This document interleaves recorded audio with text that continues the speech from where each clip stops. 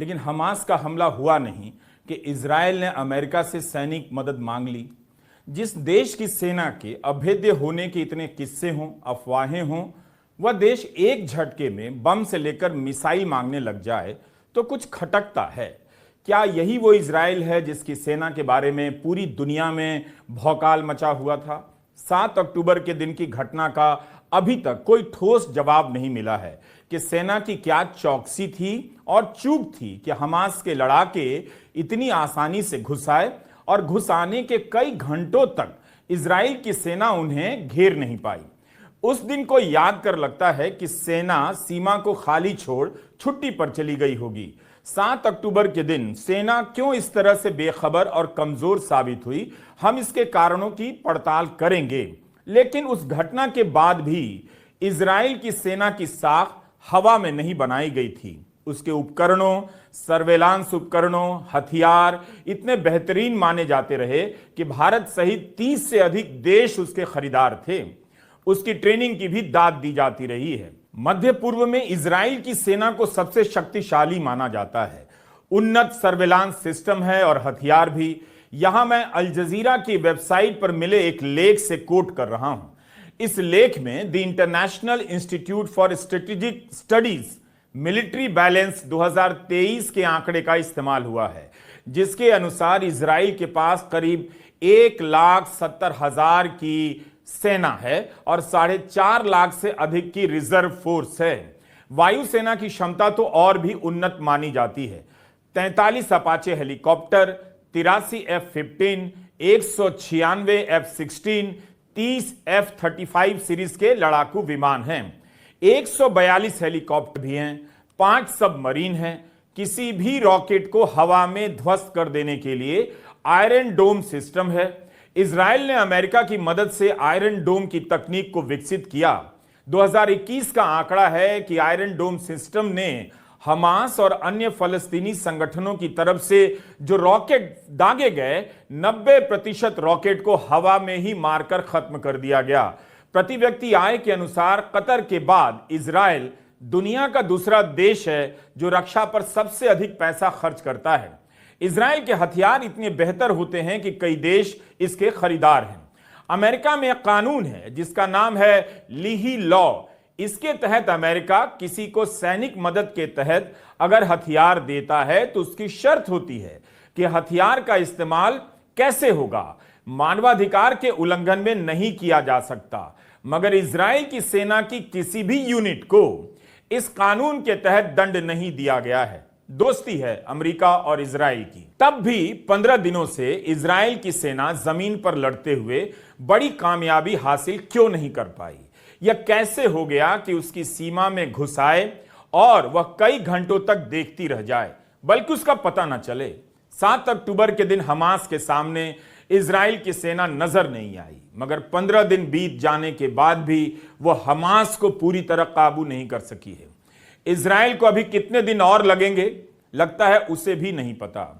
Israel गजा पर हवाई बम बरसाए जा रहा है, पानी बंद कर दिया है, बिजली बंद कर दिया है, निहत्थे लोगों से लड़ रहा है, लेकिन गजा की सीमा पर 3 लाख से अधिक सैनिकों को जुटाए रखने के बाद भी 15 दिनों तक जमीन से हमला नहीं कर पाया। हो सकता है कि यह उसकी रणनीति हो, लेकिन यही उसकी सैनिक ताकत की सीमा भी हो सकती है। अभी तक इजराइल अपनी खुफिया तंत्र सर्वेलांस सिस्टम की मदद से कुछ भी हासिल नहीं कर पाया। अल अहली अस्पताल पर हमले के बाद कहीं से फोन पर बातचीत का प्रमाण ले आया, लेकिन अगर इजराइल का सर्वेलांस सिस्टम इतना तगड़ा है, वह हमास की बातचीत को सुन रहा है, तो बाकी जानकारी हासिल क्यों नहीं कर रहा? अपने सर्वेलांस या पेगासस जैसे जासूसी सॉफ्टवेयरों की मदद से अपने और अन्य देशों के बंधक नागरिकों का सही पता क्यों नहीं लगा सका है? पहले दिन की हार को जीत में बदलने के लिए इजराइल को 15 दिन लग गए, और भी लग सकते हैं। हमास कुछ भी हो, एक देश नहीं है। उसके पास एक देश जितनी सेना नहीं है, देश जितना बजट नहीं है, हथियार या सेना की ट्रेनिंग नहीं है। इजराइल एक देश है। इन 15 दिनों में जो कुछ भी हुआ है, उस हिसाब से देखेंगे तो लगता नहीं कि इजराइल की सेना की चौकसी, ताकत और हमले को लेकर जितना बताया जाता था उतना है। क्या ऐसा भी हो सकता है कि इजराइल तो ताकतवर आज भी है, मगर उससे लड़ने वाले पहले से कहीं ज्यादा बेहतर प्रशिक्षित हो चुके हैं और हथियारों से लैस हो चुके हैं? एक सवाल यह भी हो सकता है। हम इस सवाल से जूझ रहे थे कि 20 अक्टूबर के हारेत्स की पहली खबर पर नजर पड़ी। हिंदी में कहे तो इसकी हेडलाइन कहती है कि चेकपोस्ट पर इजराइल वर्षों से सोता रहा और तभी जंग हो गई। ऐसी बातें तो पहले कभी नहीं सुनाई देती थीं कि इजराइल सैनिक रूप से सो जाने वाला देश है। यही बताया गया कि सोते हुए भी जागते रहने वाला देश है। कमाल की बात है, हारेत्स का यह पत्रकार हमले से 6 हफ्ते पहले बॉर्डर की स्थिति पर रिपोर्ट बनाने गया था, जो सुखोत की छुट्टी के दौरान छपनी थी। इस रिपोर्ट के अनुसार सेना बिल्कुल तैयार नजर नहीं आई। एमोस हेरेल की रिपोर्ट का पहला पैराग्राफ दिलचस्प है। एमोस लिखते हैं कि हमास के घातक हमले से 6 हफ्ता और ठीक 1 दिन पहले वे गजा की सीमा से लगे एरेज के पोस्ट पर गए थे। वहां सब कुछ शांत और सूना सा लगा, बहुत कम सैनिक नजर आए। वहां मौजूद गजा डिवीजन के कमांडर रोजनफील्ड चिंतित से लगे, जैसे कुछ होने वाला है। उनसे जब पूछा कि गजा का क्या होगा, तो कमांडर ने उदास लहजे में बताया कि चीजें बेहतर तो नहीं होंगी, बल्कि एक मोड़ पर आकर बदतर हो जाएंगी। एमोस हेरेल वरिष्ठ पत्रकार हैं। 25 वर्षों में गजा की सीमा का कई बार दौरा कर चुके हैं। वे लिखते हैं कि सीमा पर सब था, चेकपोस्ट, कटीली तारें, दूरबीन, बहुत सारी टेक्नोलॉजी, मगर जमीन पर सैनिक नहीं थे। उस समय सेना भी सतर्क नजर नहीं आई, जो भी थे। इसके बाद पत्रकार एमोस लेबनान की सीमा पर जाते हैं और वहां के कमांडर ब्रिगेडियर जनरल शे क्लैपर उनसे कहते हैं कि हिजबुल्लाह की जो एलिट यूनिट है उसमें ज्यादा सैनिक हैं वहां मौजूद इजराइल की बटालियन की तुलना में। इस रिपोर्ट को पढ़कर कई भ्रम टूट जाते हैं। पहला भ्रम टूटता है कि जमीन पर सैनिक की तुलना में बहुत ज्यादा टेक्नोलॉजी पर भरोसा करना सही नहीं है। यह भ्रम इजराइल को हो गया होगा कि उसके पास आसमान और कैमरे से निगरानी का अभेद्य तंत्र बन चुका है। जिस तरह से हारेत्स के पत्रकार को दोनों सीमाओं पर सैनिक की मौजूदगी कम नजर आई, उससे तो यही लगता है कि सैनिक से ज्यादा इलेक्ट्रॉनिक सिस्टम पर भरोसा कर इजराइल धोखा खा गया। यह भारत के लिए भी सबक है, खासकर अग्निवीर योजना के संदर्भ में। दूसरा भ्रम यह टूटता है कि हमास के हमले के बाद इजराइल के प्रधानमंत्री से लेकर मंत्री संतरी सब सैनिक लिबास पहनते दिखाए गए, मगर क्या उन्हें तब नहीं दिखा कि सीमा पर सैनिक कम हैं? लेबनान की तरफ हिजबुल्लाह बेहतर तैयारी के साथ उनके सैनिकों से ज्यादा संख्या में मौजूद है। यही इजराइल के सैनिक तंत्र के मुखिया और प्रधानमंत्री नेतन्याहू की बड़ी नाकामी है और हेराज बार बार इसे रेखांकित करता है। इस रिपोर्ट को पढ़कर सिहरन हो जाती है। यह रिपोर्टर जहां जहां गया है वहां वहां हमला भी होता है। जिस कमांडर रोजनफील्ड से बात करता है वो हमले के बाद स्थिति को संभालने की कोशिश करते हैं, मगर अंत में जब बहुत से सैनिक मारे जाते हैं तब हवाई हमले की मदद मांगते हैं, जबकि लड़ाई जमीन की थी। यही नहीं, जिस टेक्नोलॉजी पर इजराइल को बहुत भरोसा था उसने भी साथ नहीं दिया, अलार्म नहीं बजा।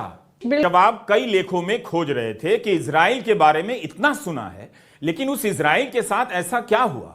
हारिस के पत्रकार ने लिखा है कि लेबनान की साइड में हिजबुल्लाह पहले से कहीं ज्यादा तैयार और ज्यादा संख्या में नजर आ रहा था। इसी संदर्भ में हमारी नजर अटलांटिक वेबसाइट के एक लेख पर पड़ी। एंड्रयू एक्सक्यूम लेबनान में पीएचडी करने गए हिजबुल्लाह पर। इसके लिए 3 साल वहां रहे। वहां उन्होंने हिजबुल्लाह के लड़ाकों से भी बात की और अपने लेख में बताया है कि 2006 में जब हमास ने छोटा सा हमला किया तब अमेरिका और इजराइल के सैनिकों ने घेर लिया, मगर हमास इजराइल की सैनिक क्षमता से प्रभावित नहीं हुआ। अमेरिका के सैनिकों की ट्रेनिंग से बहुत ज्यादा प्रभावित हो गया। एंड्रयू लिखते हैं कि अपनी गलतियों से सीखने के मामले में इजराइल का रिकॉर्ड अमेरिका से बेहतर माना जाता है, मगर इजराइल की सेना कॉन्स्क्रिप्ट्स और रिजर्विस्ट पर निर्भर करती है। कॉन्स्क्रिप्ट्स का मतलब यही हुआ कि सेना की ट्रेनिंग लेने वाले वो नागरिक जो अनिवार्य रूप से सेवा देते हैं, सेना में रहते हैं, और रिजर्विस्ट वो कहलाते हैं जो ट्रेनिंग लेते हैं और कुछ समय के लिए सेवा करते हैं, फिर कुछ और काम करने लग जाते हैं। जब इनकी जरूरत होती है सेना की ड्यूटी ज्वाइन कर लेते हैं। एक तरह से सेना अस्थायी हो जाती है और पूरी तरह पेशेवर नहीं हो पाती। जब सेना में जवान स्थायी रूप से भर्ती होते हैं तो उनकी ट्रेनिंग और पेशेवर क्षमता अलग होती है। हमें ऐसे लेख भी मिले जिनमें बताया गया है कि इजरायली नौजवानों में अनिवार्य सेवा को लेकर बीते सालों में उत्साह कम हुआ है। इजराइल में 18 वर्ष से ऊपर के सभी को ट्रेनिंग लेनी पड़ती है सेना की, और सेना में काम करना पड़ता है। बार बार सेना में नए लोग कुछ समय के लिए आकर ट्रेनिंग लेते हैं और रिजर्व हो जाते हैं। लड़कों को 32 महीनों के लिए और लड़कियों को 24 महीनों के लिए ट्रेनिंग दी जाती है। इन्हीं में से 4 लाख रिजर्विस्ट इजराइल में हैं। मुझे उम्मीद है अटलांटिक के इस एक्सपर्ट की बातों को सुनते हुए भारत के एक्सपर्ट अग्निवीर योजना के बारे में सोच रहे होंगे। अगर भारत ने यह आइडिया इजराइल से उठाया है तो उसे अटलांटिक और हारेट्स का यह लेख पढ़ना चाहिए, फिर अग्निवीर पर विचार करना चाहिए। अनुशासन से लेकर सतर्कता के बारे में भारत की सेना कहीं ज्यादा श्रेष्ठ नजर आई, और उसका कारण यही है कि यहां जवान लंबे समय के लिए भर्ती किए जाते हैं और हर समय वह जवान की भूमिका में होता है। इजराइल की सेना में बारी बारी से कोई नौजवान आता है, चला जाता है। इस कारण उसकी लापरवाही कई बार दुश्मनों की निगाह में भी आ जाती है। नागरिक को सेना की ट्रेनिंग देने से वह सैनिक नहीं बन जाता है। कुछ समय बाद वह पिज्जा बर्गर बनाने लग जाएगा तो पिज्जा का एक्सपर्ट बनेगा, सेना का नहीं।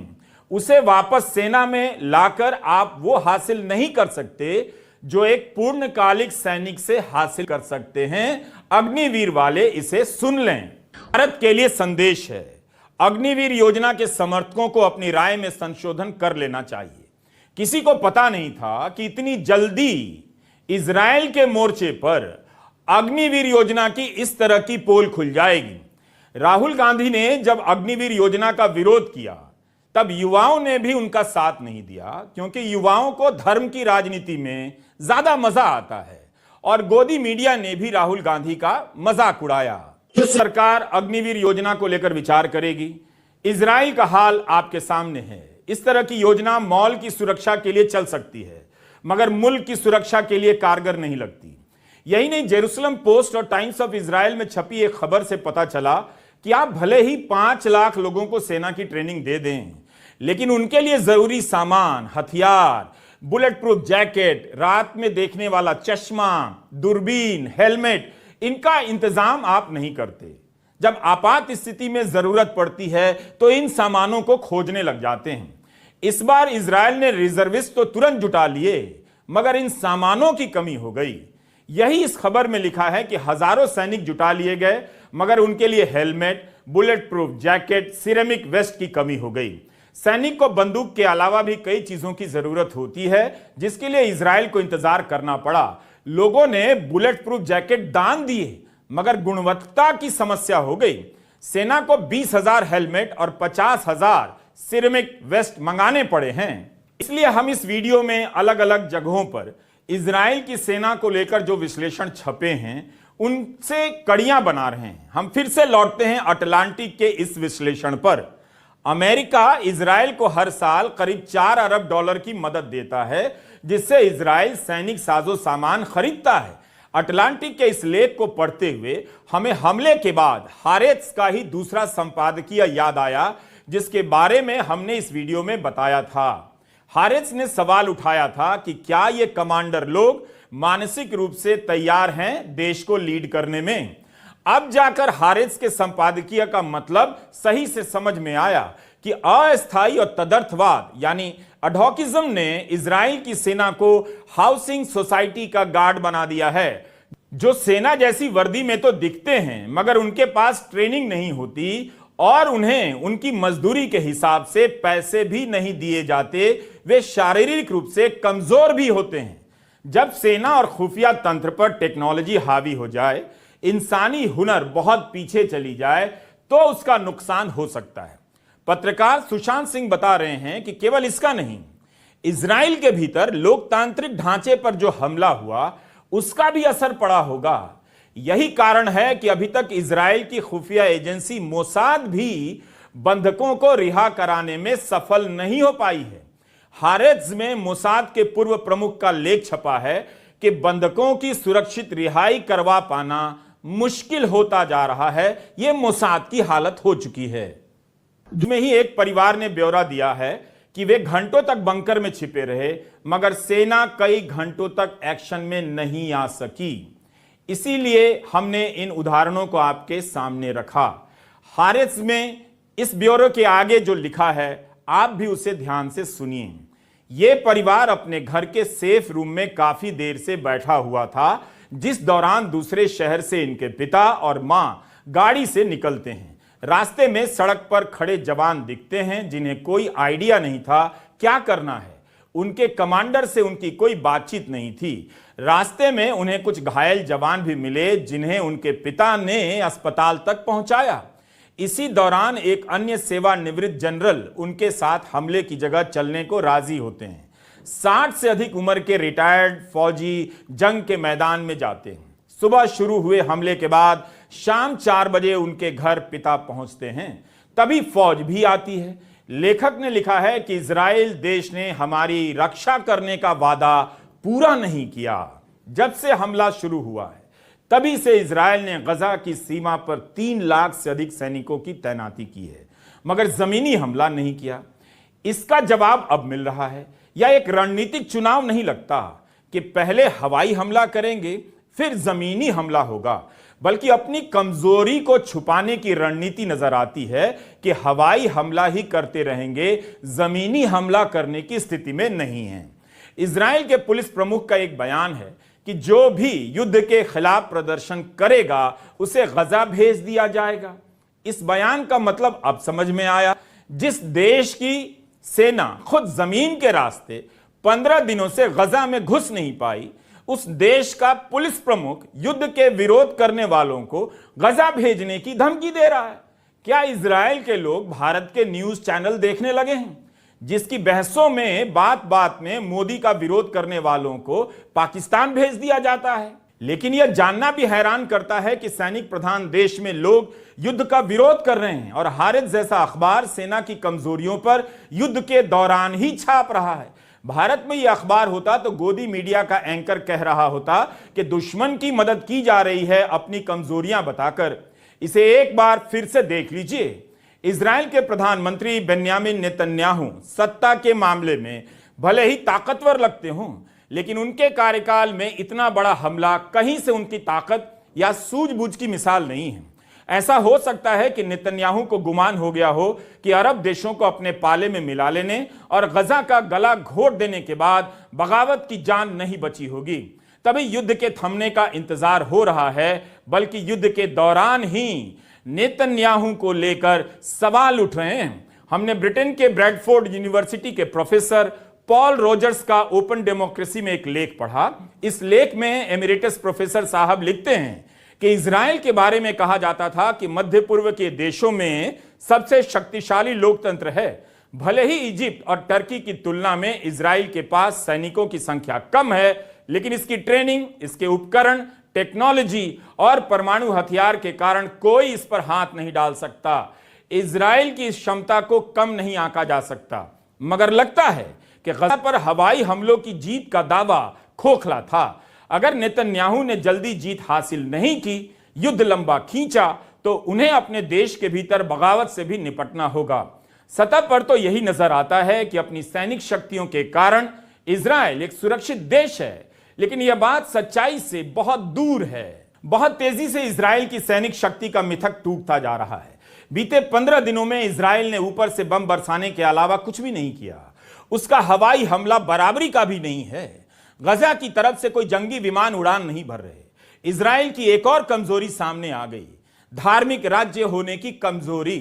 सुशांत सिंह ने अपने लेख में पाकिस्तान के पूर्व राष्ट्रपति जियाउल हक और इजराइल के ही एक विचारक बर्नार्ड अविशाई का किस्सा लिखते हैं।